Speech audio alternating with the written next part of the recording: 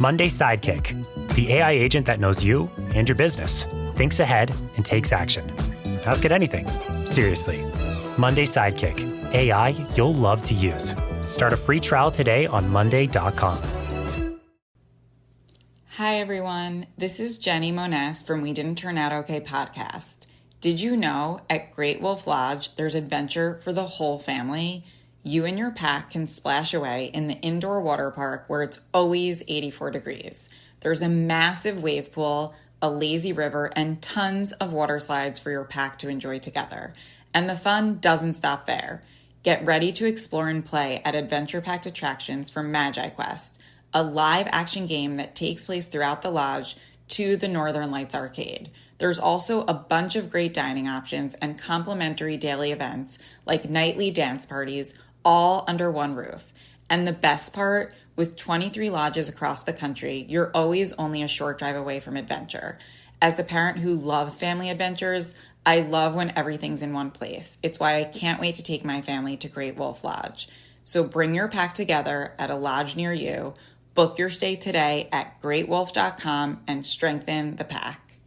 You're 15 years old. This wacky lady is telling you that you're going to be psychic and you're going to change the way millions of people view the subject matter. I was unnerved by what she was saying. Like, it was kind of creepy. So when people make fun of me, when they make fun of the subject matter, I am extremely forgiving because I was them. I did it. But I also am logical and I'm analytical and I could react to something that's factual when I see it. You are committed to a level of authenticity that even in the book, you'll communicate things in an almost non-emotional way. I didn't trust the producers, I didn't trust the network, and I'm like, how do I protect the integrity of what I do and not let it be bastardized for a show? Shows like Jerry Springer and Maury Povich, because none of those shows really tried to discredit me, so I was very lucky. I just didn't want crossing over the TV show to be a TV show. Every single story that you have shared today, there's like a beautiful teaching in the story and you're just telling stories. Here's something I can give everybody that's watching this right now, or if you're listening to this. Oldish. The art of knowing more and caring less. With your host, Randy Spelling, Brian Austin Green, and Sharna Burgess.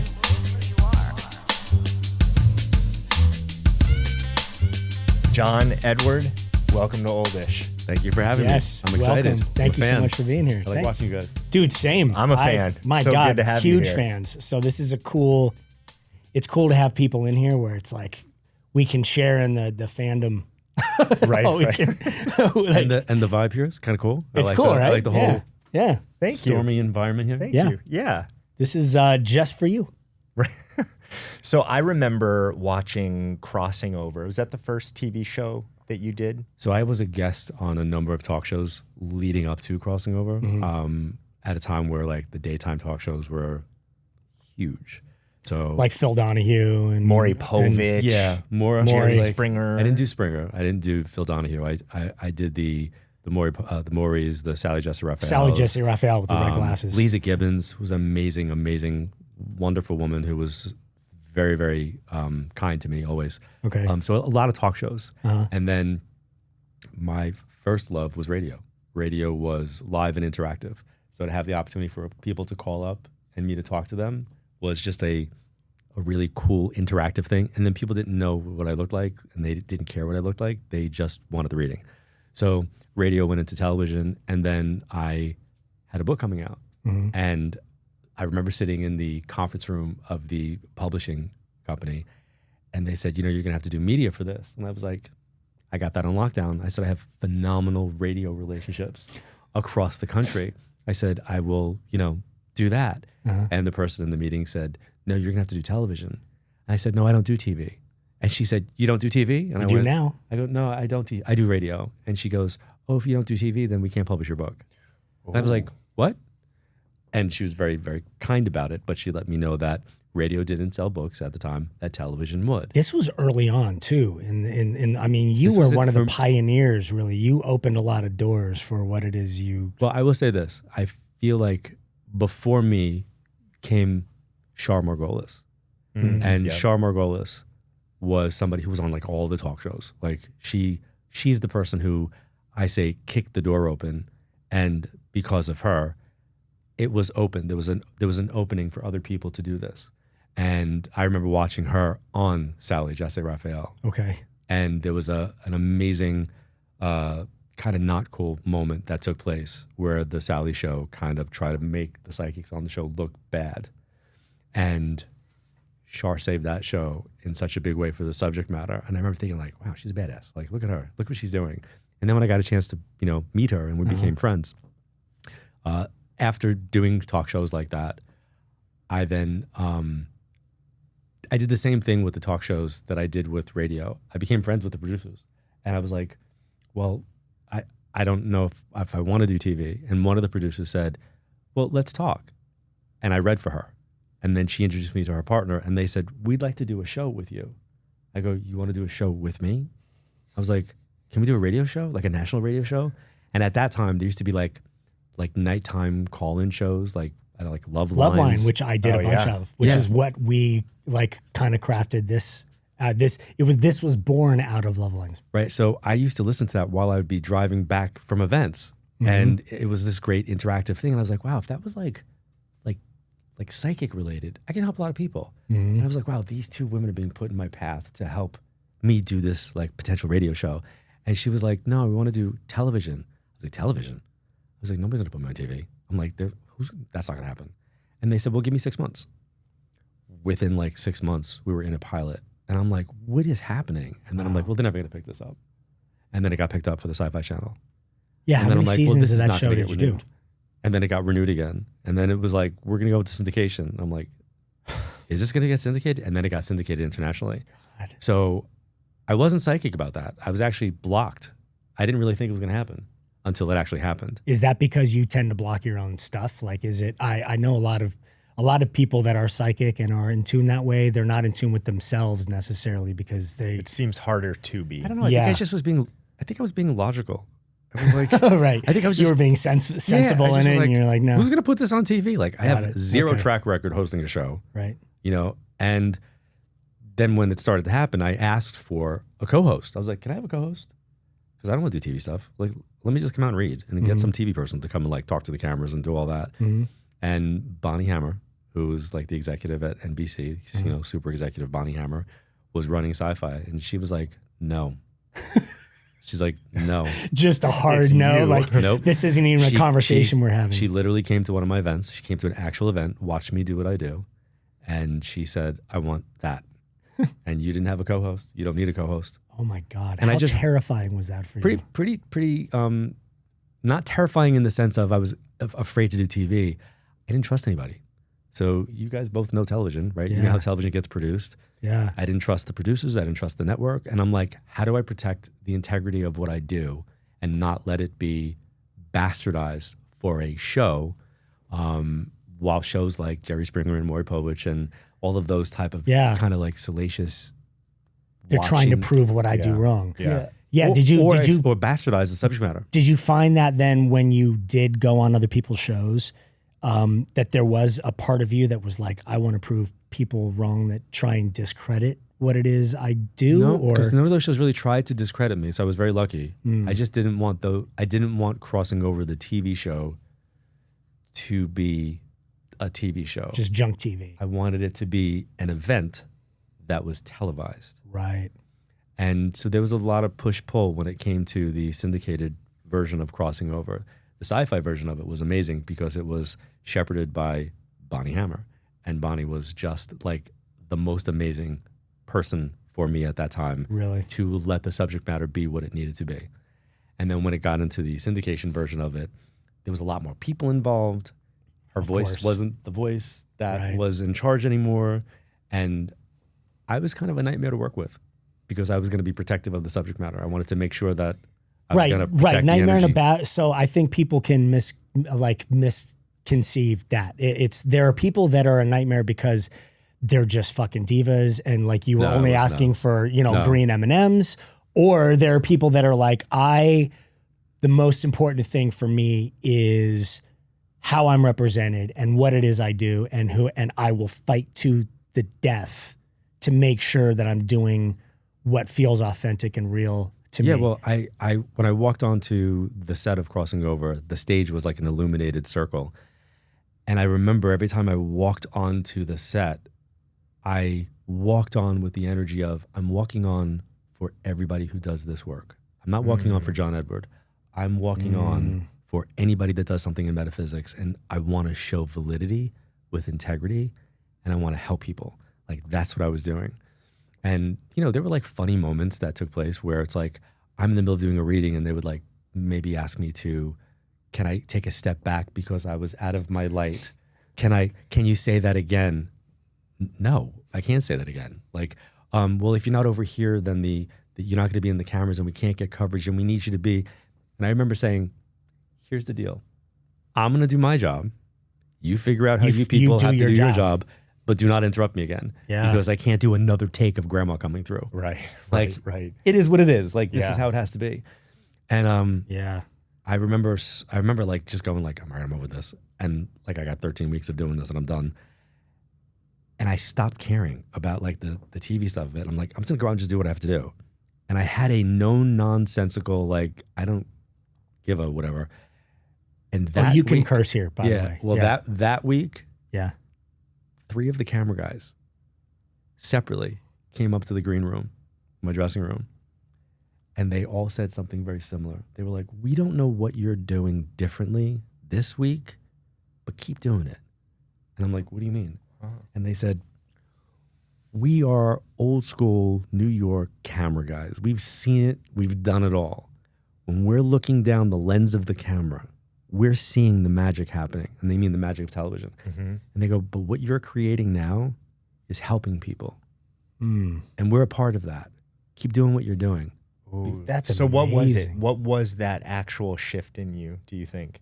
It was me going, I don't care about your lights. I don't care about the cameras. These people have been standing outside on 55th Street for 2.5 hours waiting to get in here, like while you're adjusting lights and making sure everything's going, like, let's get to it. Let me read as many people as I possibly can. So you just let it go. Yeah. And when we first started, we had like 3 audiences a day of like over 150 people a day, 3 audiences a day.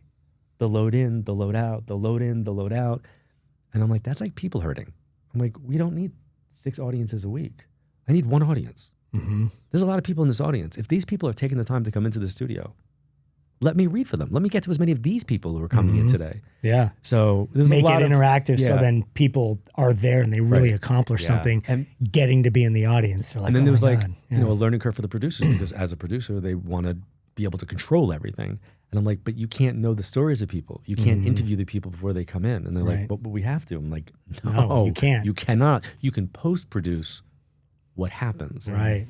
And then slowly but surely, they all became part of the understanding of like, we're protecting the energy of the subject matter. We want to make sure this, we want to make sure that. And it became an amazing experience that I wish if I could time travel back to myself, then I would say, do everything you're about ready to do, but have fun. Like appreciate the opportunity. Because I didn't have fun. Like I didn't enjoy it while I was doing it. You know what though? We talk all the time about like, if I could go back and change something or do something different, what would I do? And the reality is like if you could go back and change that, you wouldn't be who you are now and having the experience. I wouldn't change anything, now. but I would tell me to have fun. Sure. Right. You know what I'm saying? Sure. Like if I just have more fun. Right. Or enjoy it or a little appreciate the moment you're in. Here's something I can give everybody that's watching this right now, or if you're listening to this. I come from a very big Italian family on my mom's side. And Christmas was like really, really huge. Christmas Eve, like just 30, 40, 50 people at a holiday. And I remember one year, I was probably about 12. I said to my mom, this is kind of really like awesome. Like, I love this. I love all the people. I love all the energy. And she goes, if you think this is good, you had to see it when I was a kid. And I remember looking at her and I went, don't do that. And she goes, what? I go, these are my good old days. I was like, and I wasn't Don't part of taint them with yours. Don't taint them with that perspective. And I think I had maybe I was being inspired and divinely guided at that moment, but I had the knowing to appreciate that family vibe, that holiday, that connection, knowing that one day it may not be here. I had that then as a kid. So fall has this sneaky way of showing up. It really does. Like one day it's iced coffee and sandals, and the next It is, why are my feet getting cold? Right? So Right? cold, especially my toes. You know what it means to me is that it's time to break out my new Bombas Higher socks. They are warm, they're cushy, and honestly, they're the only socks that I'm going to be wearing this season.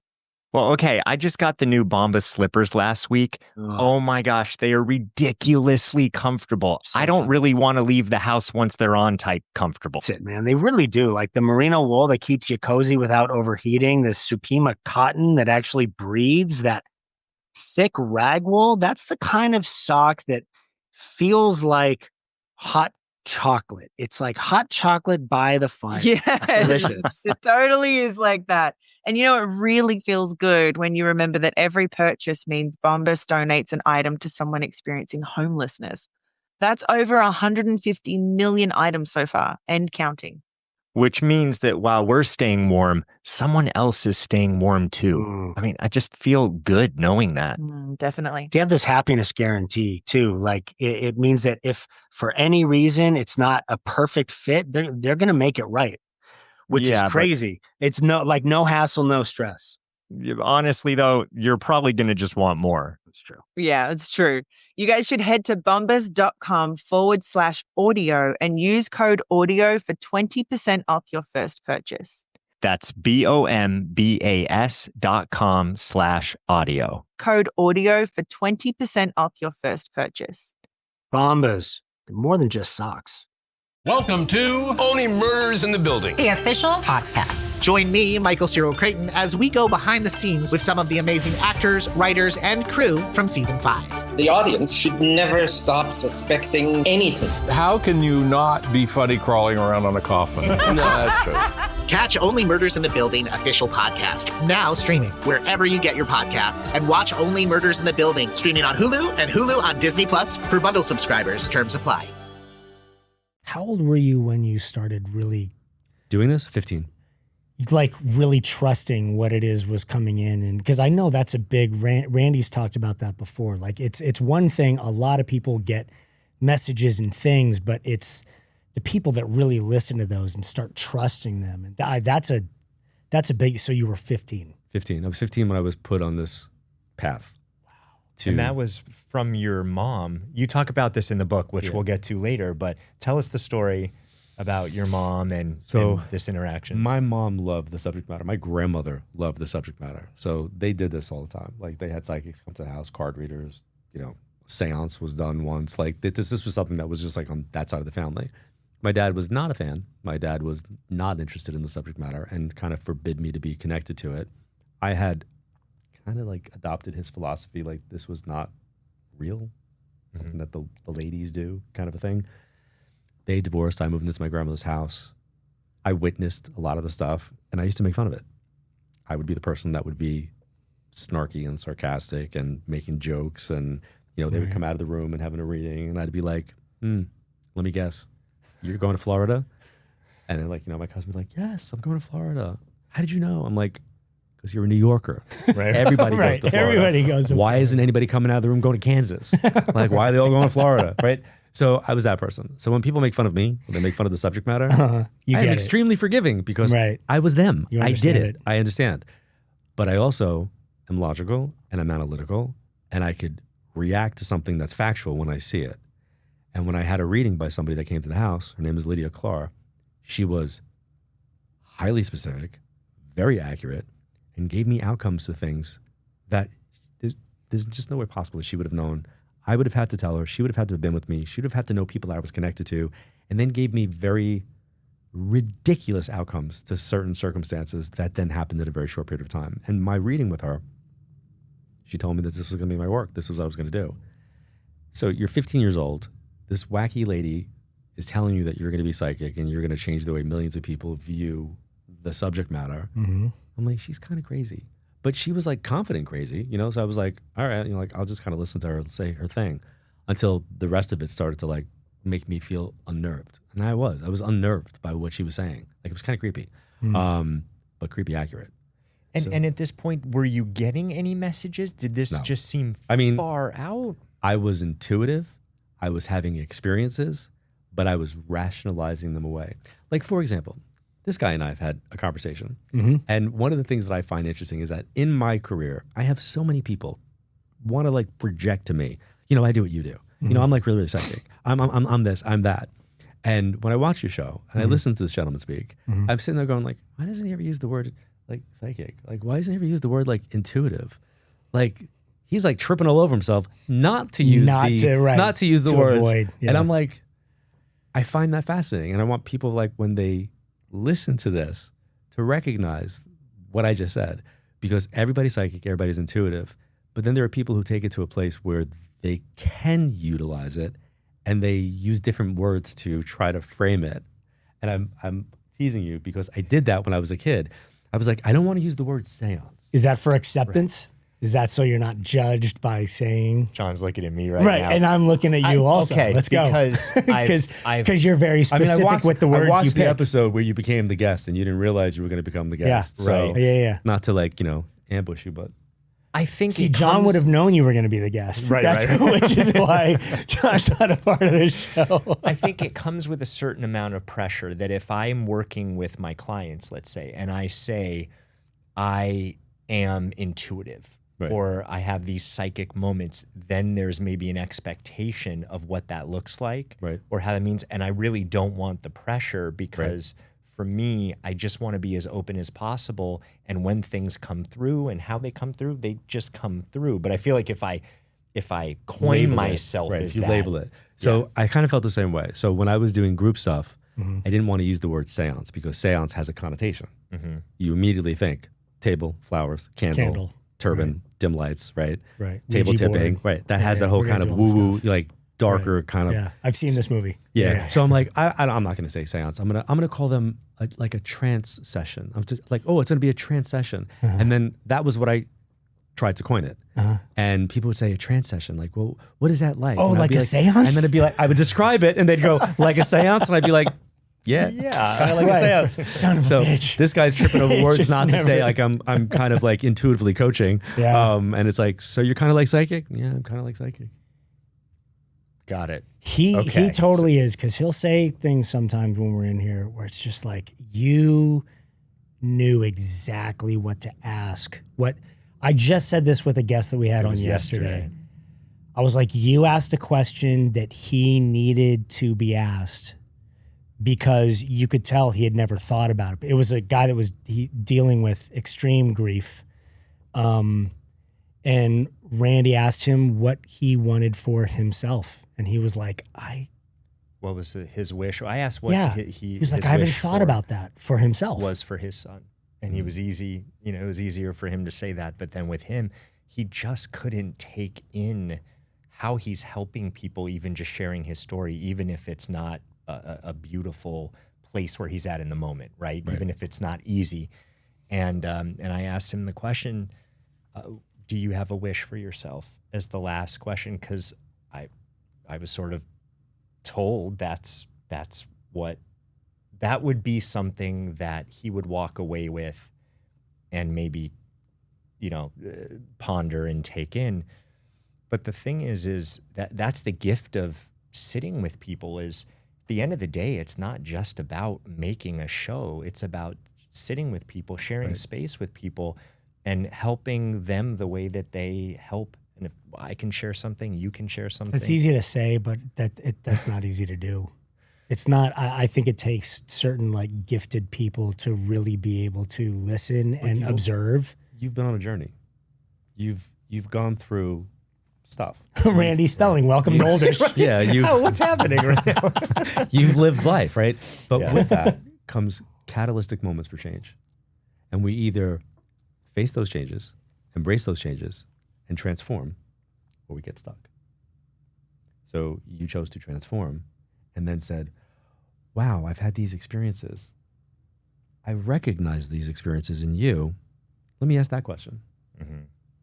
That's what a reading is for me, where I'm recognizing something and I'm feeling something, and then I'm going, oh, I have a question about this. Oh, they need to know this. So when I'm working with a client, I'll say, why today? At the intersection of you, me, and the universe, why today? And then they'll inherently get nervous because they think they have to answer it. And I go, oh, no, that's not for you to answer. That's me posing the question to the universe. It's my job to give you the answer why today. And then I say, so I know you're here because you want to talk to grandma, right? Or whomever the person is. But the reality is I want to know why today. So I'm letting them know I'm going on a mission. What's the nuggets that I'm supposed to be finding for you? Like, what is that? And sometimes it's that I need to get them to be connected to somebody that I'm connected to. So I might be the golden arches in the night sky off of the exit of the life's highway, and they think, oh my God, I want a burger. And they pull off and they go, you know what? I really need a salad. Let me get the chicken salad instead. But it was the thought of getting a burger that kind of got them there. It got them there. But in reality, they got the What opportunity they for something need, else, right? Yeah, is a chicken salad. I have so many questions. How did you learn to interpret? I mean, how did you go from 15 to being told this? So from the reading that I had, Yeah. I couldn't leave it there. So because my mom used to go to psychic fairs and she used to get readings, I would say, can I get like a second opinion on this? And she was like, a second opinion? I was like, yeah, I want to like, if I'm so psychic, then Right. shouldn't other psychics see that? So she said, okay, well, let me go pick up some cards at the next psychic fair that I go to. And then, so she did. She got cards at the next psychic fair. She brought them back. And I was like, I'm going to go to her. And it was Reverend Maria DeAndrea. And I went to her and she did rune casting. And she cast these runes and she starts reading and she says, oh my God, do you know how psychic you are? I went, no, Nope. I don't. I was like, are your little rocks telling you that? And she goes, they're not rocks. She goes, they're runes. And I was like, oh. And I said, well, what are the runes saying? She goes, the runes are saying that you're very psychic. And I was like, are the runes saying that? Or are you saying that? Right. And she said, well, I'm looking at your rune casting. And she goes, you really are very, very psychic. She said, are you going to do something with this? She goes, you're already doing something with this. I said, well, I'm kind of working with tarot and I'm kind of studying a little bit. And she got up from the table, walked to the phone and dialed a number.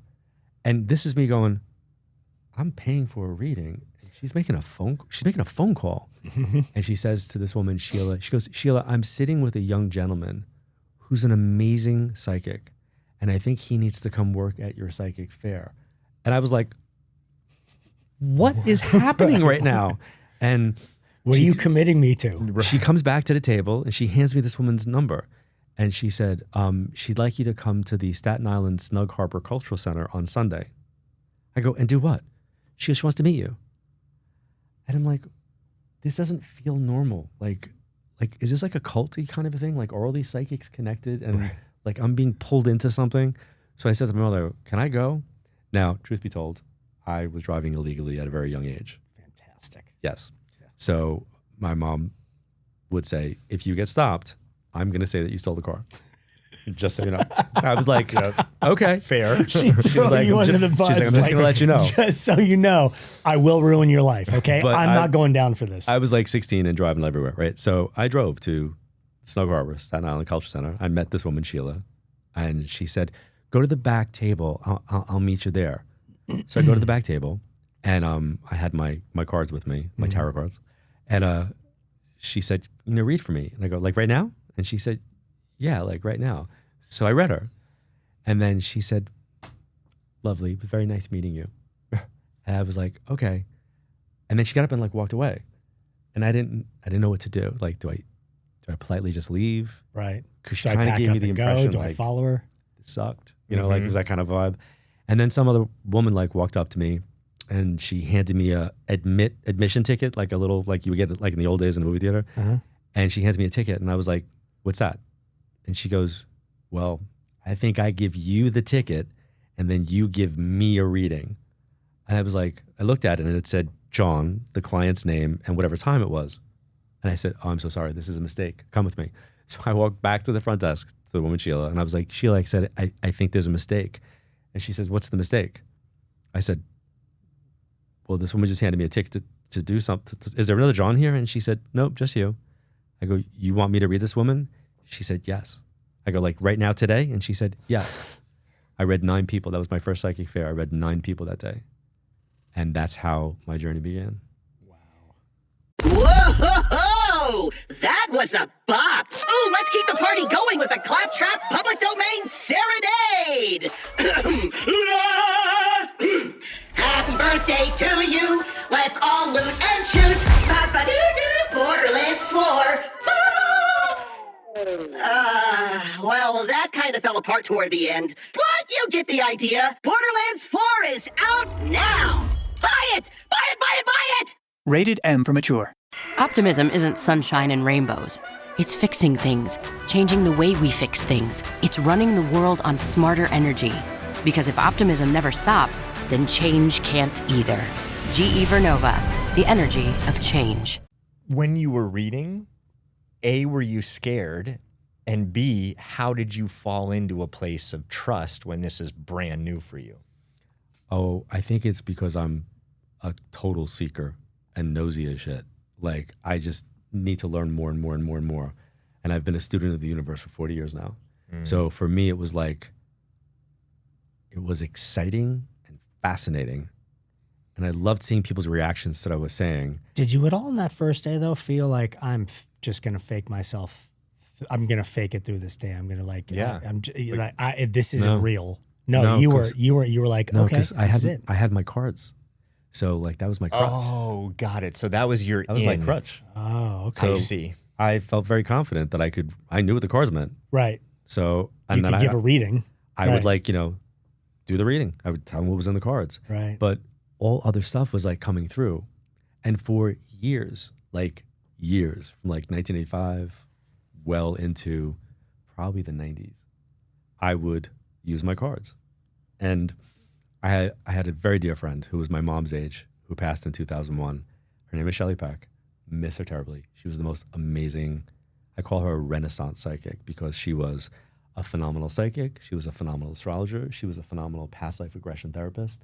She was a phenomenal interior decorator and had zero humility about it. She would tell you she was good at all of it. And you know what? She was. She was that good. She could totally say it. And she one day said, "Why don't you put your cards down? You don't need them." She's like, "What are you, Dumbo with the feather?" She's like, "You can fly without them." I'm like, "Why are you critiquing? I like working with them. It gives me a frame of reference. It gives me, it gives me something to look at." And she said, "You don't need them." And this went on for quite a while. And then she said, "You know what? You wore me down. I want you to teach me about the cards." I was like, "You want me to teach you? Oh my God, that's so cool." So now, foolishly, I believed her. I believe she really wanted me to teach her. So I started teaching her the cards, right? And she went along with it a good couple of weeks. And then one night she called me. She goes, "I'm looking at the cards and I'm kind of fascinated by them." I was like, okay, all right. I got you. Here we go. What do you want to know? She's like, "I want to know what card is the Harry card." I was like, "The Harry card?" I was like, "There's no Harry card." "Oh no, there's no Harry card?" I go, "No, Shelley, there's no Harry card." She goes, "Okay." She's like, "What card told you that I played Rhapsody in Blue for my dad?" I was like, "There is no tarot card that tells you that you played Rhapsody in Blue for your dad." And she's like, no. She's like, "What card?" And by this point, I knew exactly where she was going. She goes, "What card told you that my maiden name rhymed with Gershwin?"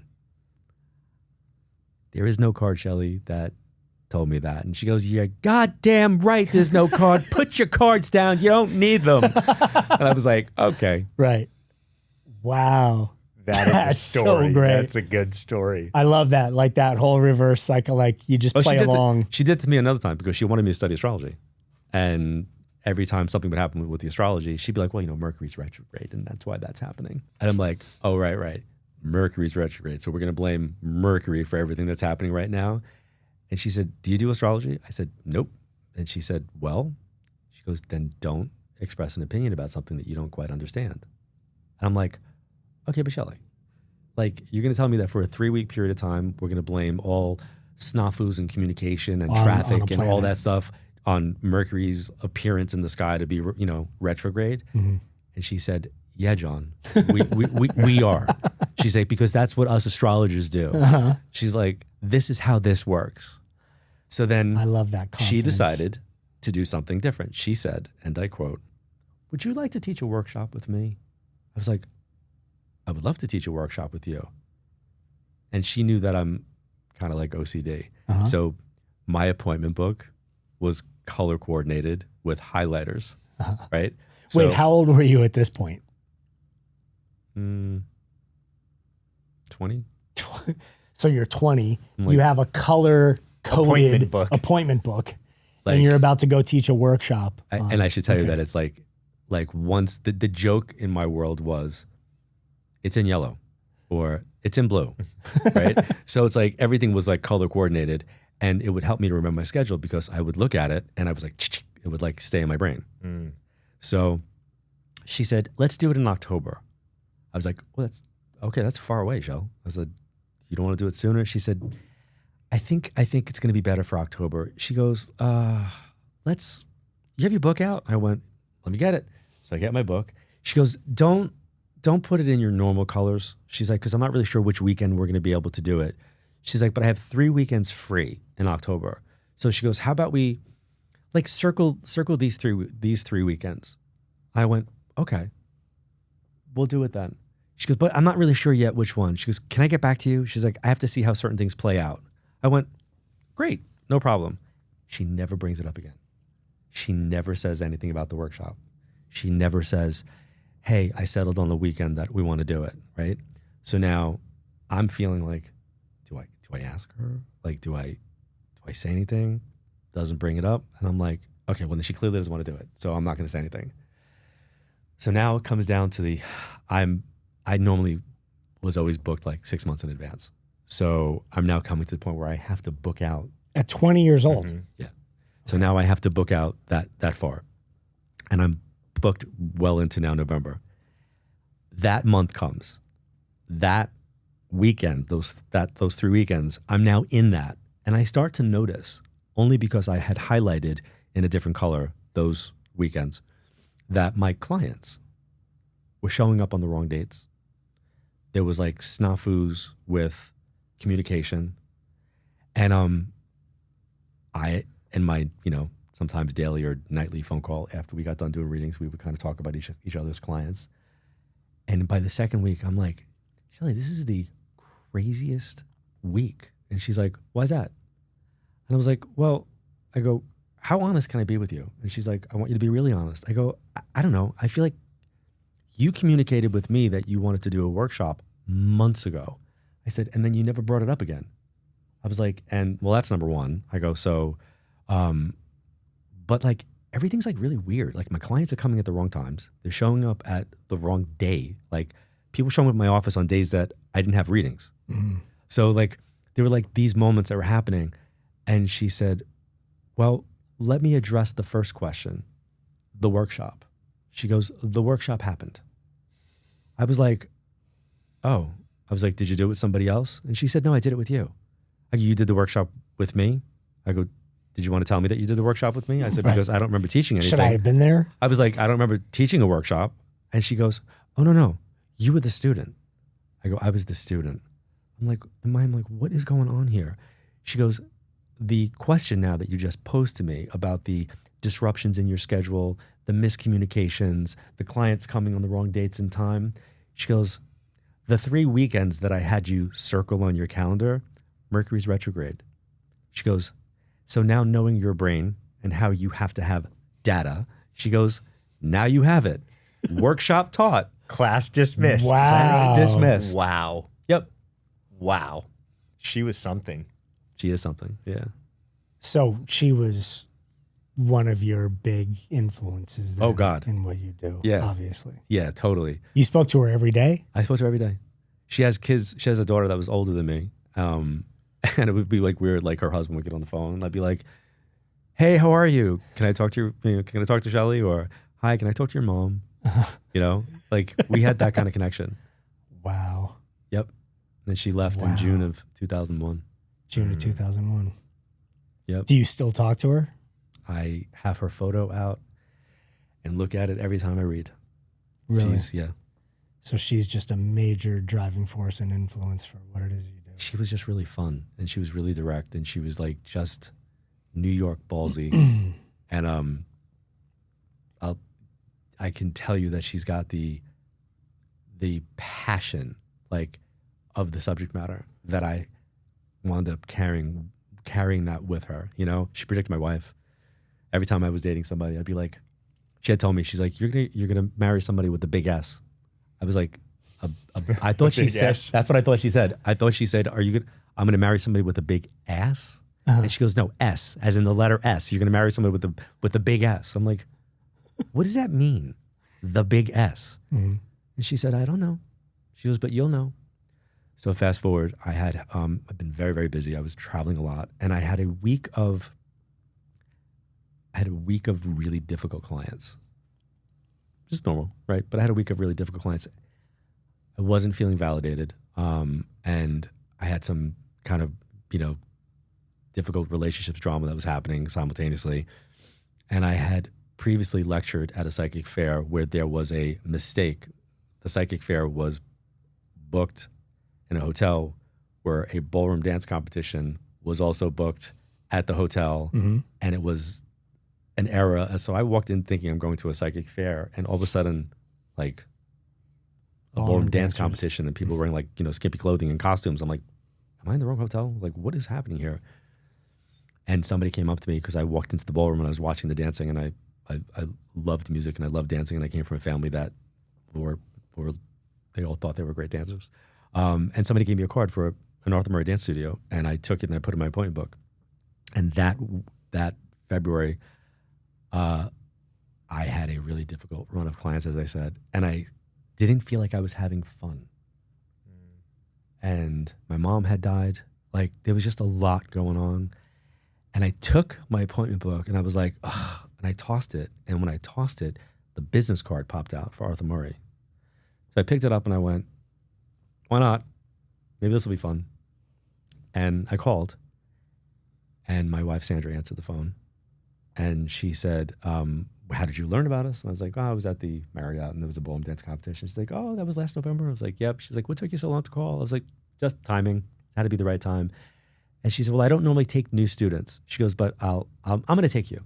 I was like, great.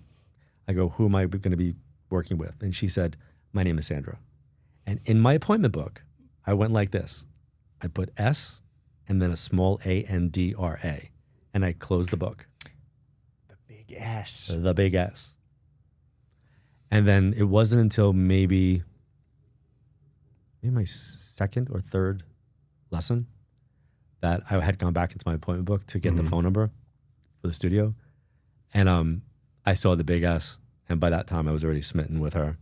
And I was like, oh my God. Yeah. You know what's interesting?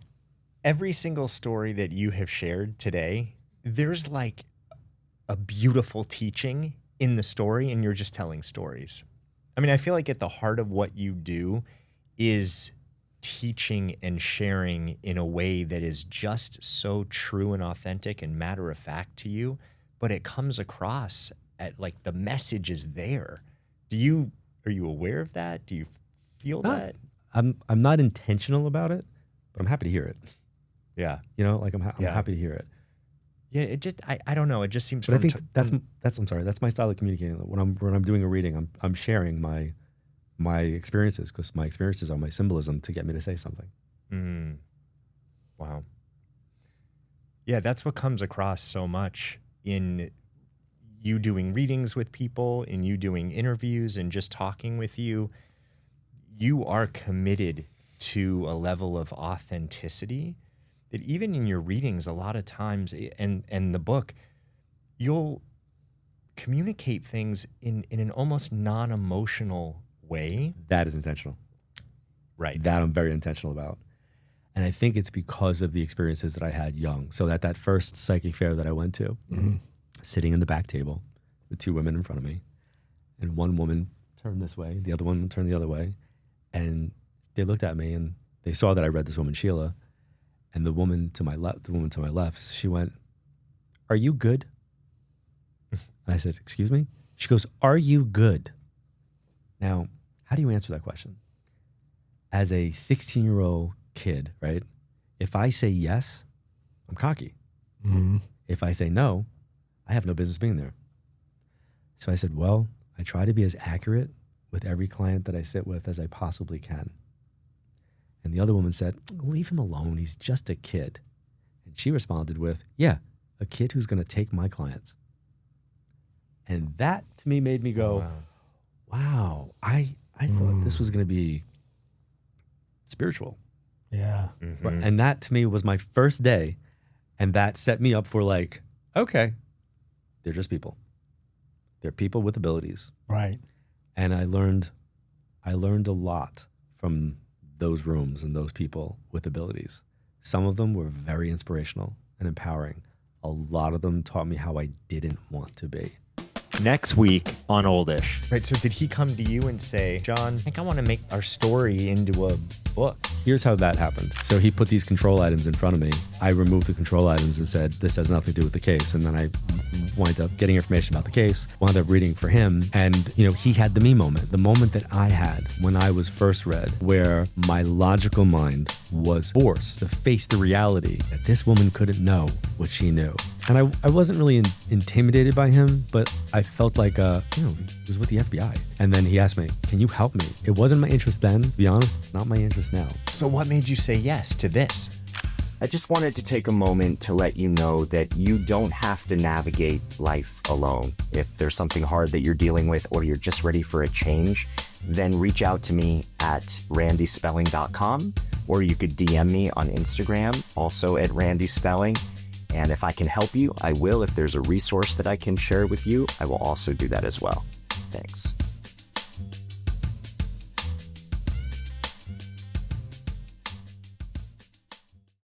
Monday Sidekick, the AI agent that knows you and your business, thinks ahead and takes action.